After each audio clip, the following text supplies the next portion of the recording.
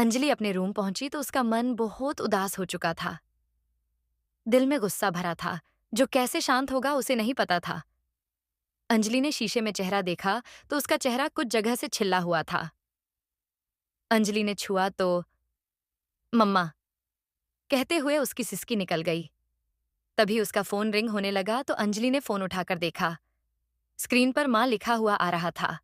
माँ नाम देखते ही उसकी आंखों में नमी तैर गई। उसने फोन उठाया तो सामने से आवाज आई, हेलो अंजलि। अंजलि ने कुछ बोलना चाहा तो उसके गला भर आया और गले से आवाज ही नहीं निकली। उसकी आंखें रोने को भर आई थीं। उसने मुंह पर हाथ रख दिया और फोन को मुंह से दूर कर दिया। हेलो अंजलि, तू सुन रही है ना? पूनम जी फिर से कहा। अंजलि ने आंखें पोंछी और गला साफ करते हुए बोली, बोली, हाँ हाँ माँ, मैं सुन रही हूँ। पूनम जी ने उसकी आवाज में नमी महसूस की तो बोली, क्या हुआ अंजलि, सब ठीक तो है ना? कुछ हुआ है क्या? इनको नहीं बता सकती कि क्या हुआ, वरना मेरी फिक्र करते हुए अपनी तबीयत खराब कर लेंगी। और माँ तो पहले ही मेरे दूर जाने के खिलाफ थी। अगर इन्हें बताया तो यहां तो बिल्कुल नहीं रहने देंगी। सोचते हुए अंजलि ने गहरी सांस ली और बोली, नहीं तो, ऐसा तो कुछ नहीं है, सब ठीक ही है माँ। पूनम जी, झूठ क्यों बोल रही हो? क्या मैं तुम्हें जानती नहीं हूं? सच बताओ अंजलि, क्या हुआ है? मुझे फिक्र हो रही है तुम्हारी। मैं उधर आऊं क्या? अंजलि, अरे नहीं नहीं माँ, सच में मैं ठीक हूं। मुझे कुछ नहीं हुआ है, बस वो मैं गिर गई थी तो थोड़ी सी चोट लग गई। आप इतनी फिक्र मत कीजिए। पूनम जी, कैसे फिक्र ना करूं? एक तो दिल पे पत्थर रखकर तुझे दूर पढ़ने भेज दिया है और अब फिक्र भी ना हो। अच्छा, कहाँ चोट लगी है बता? चेहरे पे थोड़े से स्क्रैचेस आए हैं बस, अंजलि ने सहजता के साथ कहा। पूनम जी, अच्छा तू गिरी और सिर्फ तेरे चेहरे पर ही निशान पड़े, हाथ और पैर पर चोट नहीं लगी।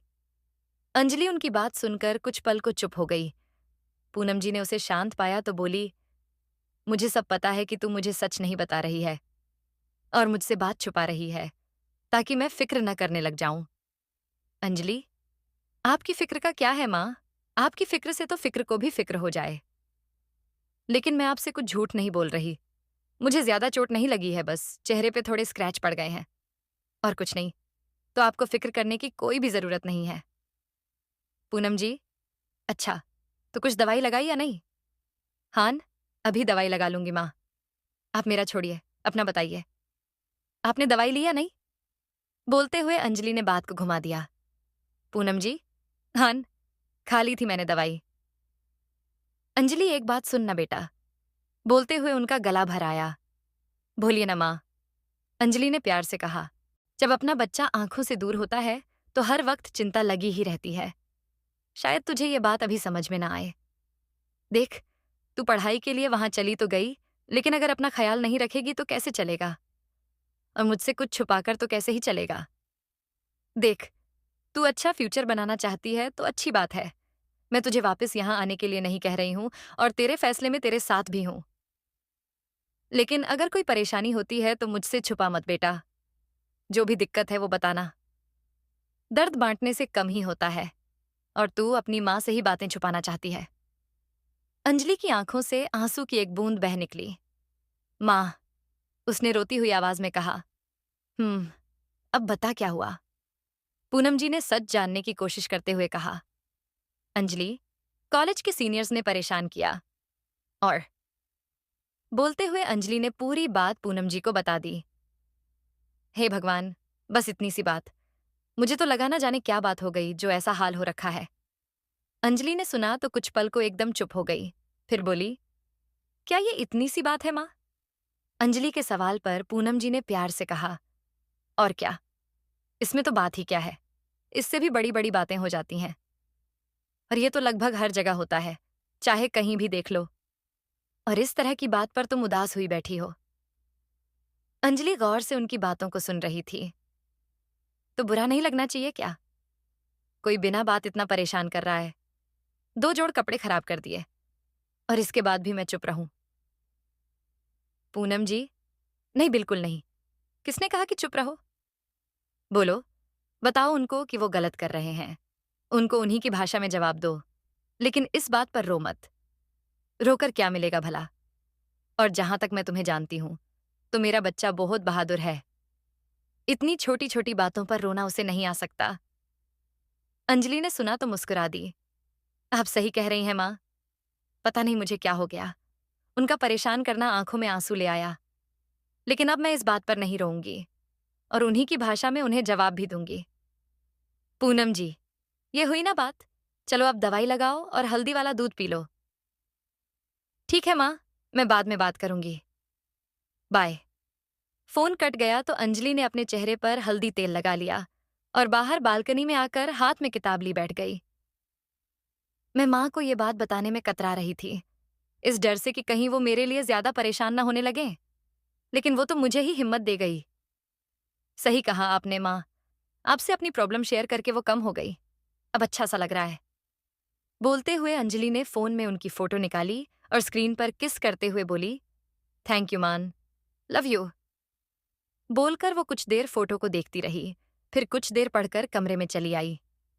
दूसरी तरफ जब शिवाक्ष अपने घर पहुंचा तो अंजलि के बारे में सोचते हुए थोड़ा चिढ़ा हुआ सा था। न जाने क्यों अंजलि अपने आप ही उसके दिमाग में चले जा रही थी। शिवाक्ष की मॉम प्रेरणा जी ने उसे देखा तो उन्हें वो कुछ खोया हुआ सा लगा। शिवाक्ष, बोलते हुए वो उसकी ओर आई और उसके बालों को सही करते हुए बोली, क्या हुआ? कहाँ ध्यान है तुम्हारा? शिवाक्ष ने अपने बालों को सहलाते हुए उनके हाथ को पकड़ा और बोला, कुछ नहीं हुआ मॉम, आप अभी मेरी कंघी बनकर बाल मत बनाइए। शिवाक्ष को चिढ़ते देख प्रेरणा जी बोली, हान हान, प्यार से बाल सहलाए तो मैं तो कंघी बन गई।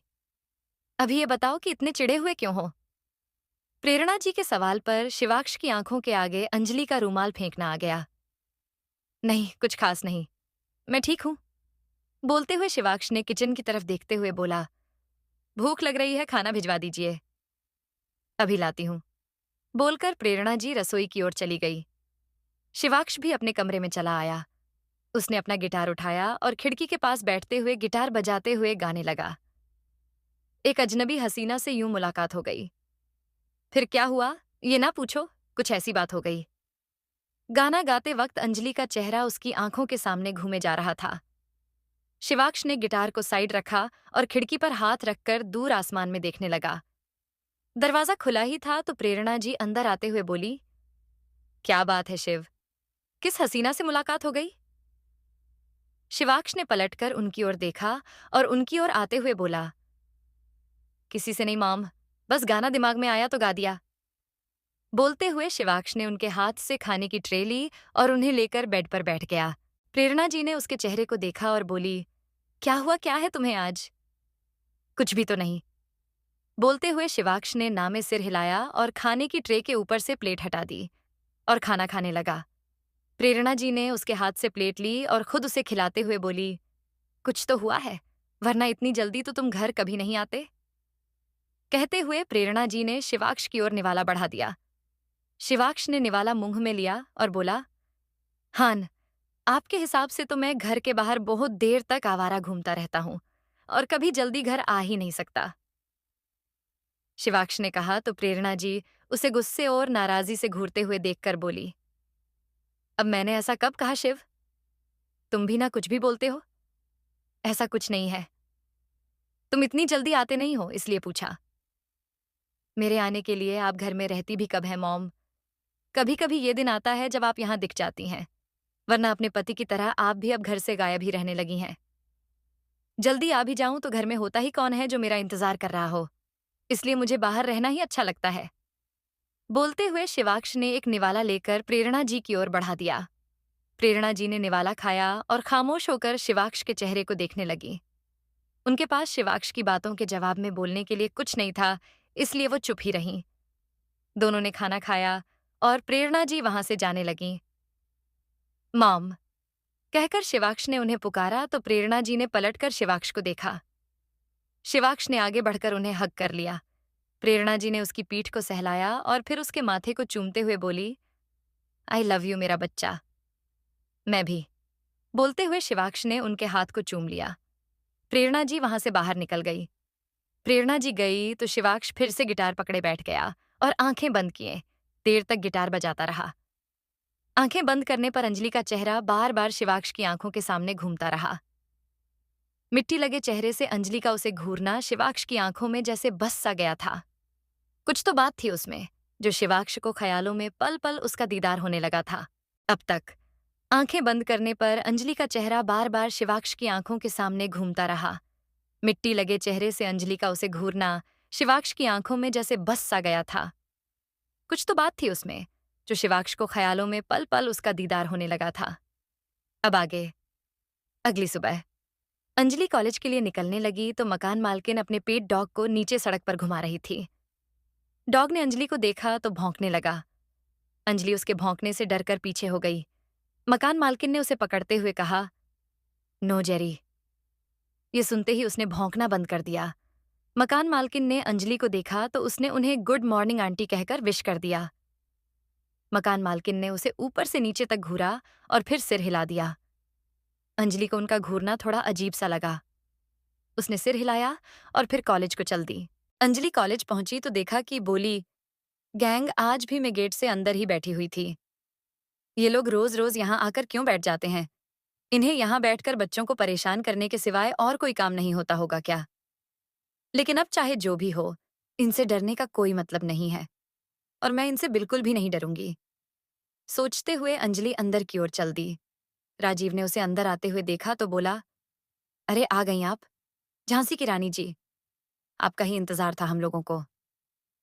बेशक कीजिए, आपके पास इंतजार करने के लिए बहुत वक्त होता होगा, लेकिन मेरा समय बर्बाद मत कीजिए क्योंकि मुझे बहुत काम है।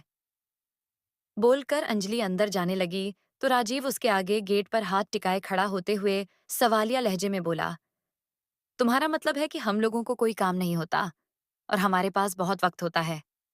अंजलि ने उसे घूरा और बोली, जहां तक मैंने आप लोगों को देखा है तो आप बस दूसरों को परेशान करते हुए ही दिखाई दिए हैं। समय की कोई कद्र नहीं दिखी मुझे आप में। श्वेता उसे झटके से अपनी ओर घुमाते हुए बोली, तुम होती कौन हो हमें समय की कद्र सिखाने वाली? तुम जैसों को तो हम देखें भी ना, और तुम आई ही हमें ज्ञान बांटने। Bloody middle class. बोलकर श्वेता ने उसे दूर धक्का दे दिया। अंजलि पीछे की ओर लड़खड़ाई तो अक्षत ने उसकी ओर आकर उसकी पीठ पर हाथ लगाकर उसे गिरने से बचा लिया। अंजलि ने खुद को संभाला और अक्षत को देखा। अक्षत वहां से हटकर उससे दूर चला गया। क्या ये सिर्फ मुझे बचाने के लिए आगे बढ़े थे? सोचते हुए अंजलि अक्षत को ही देखे जा रही थी। राजीव ने उसके पास आकर उसकी आंखों के आगे चुटकी बजाते हुए कहा, उसे मत घूरो, तुम्हारी पहुंच से बहुत दूर है और वो सबके लिए मदद करने आता है। पर उससे ज्यादा उम्मीद मत लगाओ क्योंकि वो बाकियों से पहले हमारी सुनता है। बोलते हुए राजीव की नजर अंजलि के हाथ पर गई। अंजलि उसकी बात सुनकर उसे घूरे जा रही थी। आपने समझ क्या रखा है मुझे? हटी मेरे रास्ते से। बोलते हुए अंजलि वहां से जाने लगी तो राजीव ने झट से उसका हाथ पकड़ लिया और उसकी कलाई से घड़ी उतार ली। अंजलि उसके ऐसा करने से हैरान सी होकर उसे घूरने लगी। ये क्या कर रहे हैं आप? मेरी घड़ी दीजिए। बोलते हुए अंजलि अपनी घड़ी वापस लेने की कोशिश करने लगी। राजीव ने घड़ी को अपने हाथ में पकड़कर पीठ के पीछे कर लिया और बोला, तुम ही बोल रही थी ना कि हमें समय की कदर नहीं है, तो अब से हम लोग भी समय की बहुत कद्र करेंगे। बोलते हुए राजीव अपने दोस्तों की तरफ घुमा और आगे बोला, तो भाई आज से इसी घड़ी में समय देखकर उसकी कद्र की जाएगी। समझे सब लोग? पूछते हुए राजीव ने सबके चेहरों को देखा। सबने सिर हिला दिए। सब समझ गए। बोलते हुए राजीव ने वापस से अंजलि को देखा। अंजलि की निगाहें घड़ी को पकड़े हुए राजीव के हाथ पर ही टिकी हुई थीं। उसका चेहरा बेचारा सा बन गया था। राजीव घड़ी को अपनी कलाई पर पहनने लगा। ये लेडीज वॉच है। बोलते हुए अंजलि ने घड़ी लेने के लिए हाथ आगे बढ़ाया तो राजीव ने अपना हाथ पीछे खींच लिया और आंखें छोटी करते हुए अंजलि को देखते हुए बोला, सो व्हाट? मैं तो पहना ही लेडीज वॉच हूं। अरे सब लोग मुझे इसी नाम से तो जानते हैं, द लेडीज वॉचर। बोलते हुए राजीव ने अंजलि को देखकर आंख मार दी। अक्षत को राजीव की बात पर हंसी आ गई तो वह अपना मुंह छुपाकर हंसने लगा। माही भी राजीव की हरकत देखकर हंसती। राजीव घड़ी को हाथ में पकड़कर देखने लगा और बोला, हाय, कितनी प्यारी घड़ी है। जी करता है अभी के अभी तोड़ दूं। बोलते हुए राजीव घड़ी को नीचे फेंकने लगा। नहीं नहीं नहीं, नहीं ऐसा मत कीजिए प्लीज। बोलते हुए अंजलि ने घड़ी को पकड़ने के लिए हाथ आगे बढ़ा दिए। ये घड़ी मेरी माँ की है और उन्होंने यहाँ आने से पहले बहुत प्यार से मुझे दी थी। इसे तोड़िए मत प्लीज। बोलते हुए अंजलि की आवाज में नमी आ गई। राजीव उसे देखकर तिरछा मुस्कुराया और फिर हंसते हुए बोला, अच्छा, ऐसा क्या? माँ की दी हुई घड़ी है। बोलते हुए उसकी आंखों में एक अजीब सा खालीपन उभर आया। राजीव ध्यान से उसे घड़ी को देखने लगा और फिर बोला, ठीक है, नहीं तोड़ता, पर रहेगी ये मेरे पास ही। बोलकर राजीव ने घड़ी को अपनी जेब में डाल लिया। अंजलि रोनी सूरत बनाकर उसकी जेब की तरफ देखने लगी। श्वेता राजीव के पास आई और बोली, अरे, जेब में क्यों डाल रहा है? तोड़ देना राजीव, ताकि अक्ल ठिकाने आए इसकी। बोलकर श्वेता अंजलि को अजीब सी नजरों से घूरने लगी। अंजलि प्लीडिंग नजरों से राजीव को देखते हुए बोली, नहीं प्लीज, घड़ी को कुछ मत कीजिए। चुप रहो तुम, बहुत सुन ली तुम्हारी बकवास। बोलते हुए श्वेता ने अंजलि को उंगली दिखाई और राजीव को देखते हुए बोली, राजीव कल का धक्का भूल गया है क्या? इसके ऊपर रहम करके कोई फायदा नहीं है। मेरी मान तोड़ दे घड़ी। बोलते हुए श्वेता ने राजीव के कंधे पर हाथ रख दिया। राजीव ने एक गहरी सांस ली, फिर वहां वहां से जाते हुए बोला, मुझे प्यास लगी है, मैं पानी पीकर आया। बोलकर राजीव वहां से निकल गया। अंजलि ने उसे रोकना चाहा तो श्वेता उसके आगे आकर खड़ी हो गई। अंजलि जाते हुए राजीव को देखते रही। श्वेता ने अपने कंधे से अंजलि के कंधे पर मारा और फिर वहां से निकल गई। अंजलि मायूस सी वहीं खड़ी रह गई। कॉलेज के शुरू होने की बेल बजी तो अंजलि उदास सी अपनी क्लास की ओर चली गई। Music room. अक्षत बैठा किताब पढ़ रहा था। तभी राजीव बोला, आज शिवाक्ष कहाँ रह गया? अभी तक क्यों नहीं आया है? बोलते हुए उसने अक्षत की तरफ देखा। अक्षत ने उसे देखा और बोला, पता नहीं, मुझे नहीं बताया। इस बारे में हमारी कोई बात नहीं हुई। राजीव ने उसे घूरा और बोला, तुझे नहीं बताया? ऐसा तो हो ही नहीं सकता। तुझे जरूर पता होगा। मुझे तुमसे झूठ बोल के क्या मिलेगा? मुझे इस बारे में कुछ नहीं पता। बोलते हुए अक्षत ने एक और बार अपनी बात रखी। वेट, मैं फोन करके पूछता हूं कि वो आज कहाँ रह गया। बोलते हुए श्वेता ने अपना फोन निकाला और शिवाक्ष को कॉल लगाने लगी। उसी वक्त शिवाक्ष म्यूजिक रूम के अंदर आ गया। लो, आ गया शिव। बोलते हुए माही ने दरवाजे की ओर देखा। शिवाक्ष अपना गिटार लिए अंदर ही आ रहा था। श्वेता ने उसे देखा तो जल्दी से उसके पास जाकर पूछने लगी, शिवाक्ष कहाँ थे अब तक? हम लोग कब से इंतजार कर रहे हैं। किस लिए? बोलते हुए शिवाक्ष ने एक झलक श्वेता को देखा। श्वेता ने उसका हाथ पकड़ते हुए कहा, किस लिए? क्या मतलब शिवाक्ष? तुम आए नहीं थे तो इसलिए? हम परेशान थे। इसमें परेशान होने की क्या बात है? मैं अपने वक्त से आ जाता हूं। बोलते हुए शिवाक्ष ने अपना हाथ छुड़ाया और बेंच पर बैठ गया। श्वेता उसके बगल में आकर बैठ गई और उसके करीब खिसक गई। शिवाक्ष ने गिटार निकाला और बजाने लगा। श्वेता खोए हुए उसे देखने लगी। वहीं पूरी क्लास में अंजलि का ध्यान नहीं था। वो कमरे में बैठी तो थी, लेकिन उसका दिमाग घड़ी के पीछे ही भागे जा रहा था। क्लास के बाद आकाश और खुशी ने उसके अगल बगल बैठ गए। खुशी ने उसके कंधे पर बाजू टिकाते हुए कहा, क्या हुआ अंजलि? कहाँ खोई हुई हो? क्लास में भी गुमसुम सी बैठी हुई थी। अंजलि ने मायूसी से कहा, वो उन बुली करने वाले लोगों में मेरी घड़ी ले ली, जो मेरी माँ ने मुझे दी थी। वो उस घड़ी को तोड़ने की बात भी कर रहे थे। पता नहीं उसका क्या करेंगे।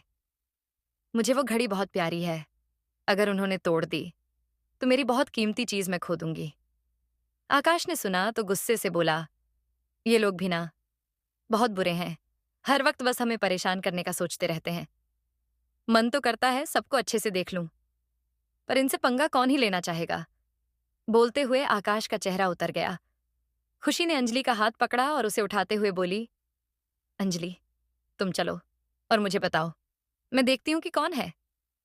ऐसा मजा छकाऊंगी कि दोबारा किसी को परेशान नहीं कर पाएंगे। अंजलि ने निराशा से उसे देखा और बोली, तुम अकेले क्या कर लोगी खुशी? वो 6 लोग हैं। अगर तुम उनसे उलझी तो वो तुम्हें भी परेशान करने लगेंगे और मेरे चक्कर में तुम भी बेवजह ही लपेटे में आ जाओगी। ऐसा कुछ नहीं होगा। मैं अकेले थोड़ी जाऊंगी, अपने भाई को साथ लेकर जाऊंगी। मेरे भाई भी यहाँ फाइनल ईयर में पढ़ते हैं उनकी भी कॉलेज में बहुत चलती है। मैं उनसे कहूंगी। और फिर देखना वो उन लोगों को कैसे मजा चखाते हैं। सब के सब इधर उधर भागते नजर आएंगे। बोलते हुए खुशी की आंखों में चमक थी। अंजलि और आकाश एक दूसरे की तरफ देखने लगे।